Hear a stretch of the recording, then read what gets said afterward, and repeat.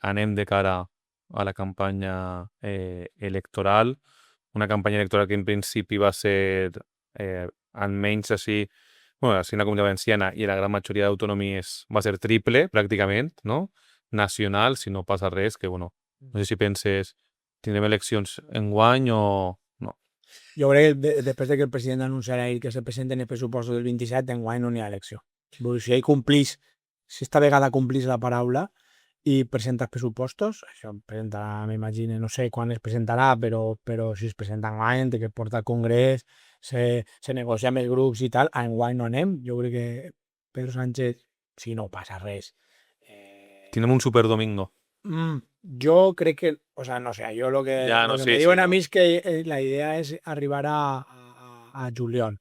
O sea, que foren les eleccions autonòmiques i municipals en maig i les generals en juliol. O sea, respetar la legislatura. Com una espècie de primera i segona volta. Totes les eleccions autonòmiques sempre es veuen en clau de l'estat espanyol i no hauria ser així, perquè pervertís el que passa en les autonomies. Nosaltres ho anem a passar, anem a tindre el plaer com a politòlegs, S'ho passarem bé, com a això sí. periodista que...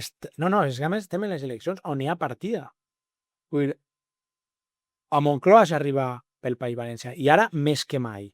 Vull dir, les eleccions del País Valencià, de la Comunitat Valenciana, com li vulgueu dir, són la clau. És el que pot donar porta d'entrada avui a la Moncloa i sobretot és la única on la dreta no té de moment una majoria com les que ha tingut en Andalusia, en Extremadura i en Castella-Manxa. El Mundo, a més, trau esta setmana, aquesta una enquesta feta per GAT3, que és una de les millors empreses de demoscòpia que n'hi ha a Espanya, n'hi ha un empat tècnic. La forqueta més ampla que li dona a Víctor la dreta és que se quedara la cosa com està ara, són 53-46, que és com el que va aconseguir Mazón, que va ser un èxit important, però la forqueta per la banda de l'esquerra és que guanya l'esquerra a Perú. 50-49, no? Tot el que passa d'ací allí va ser important. En la ciutat de València, què vos vaig a dir? N'hi ha pràcticament 4 animals polítics de lo millor que tenen els partits per a proposar. Van a ser unes eleccions apassionants.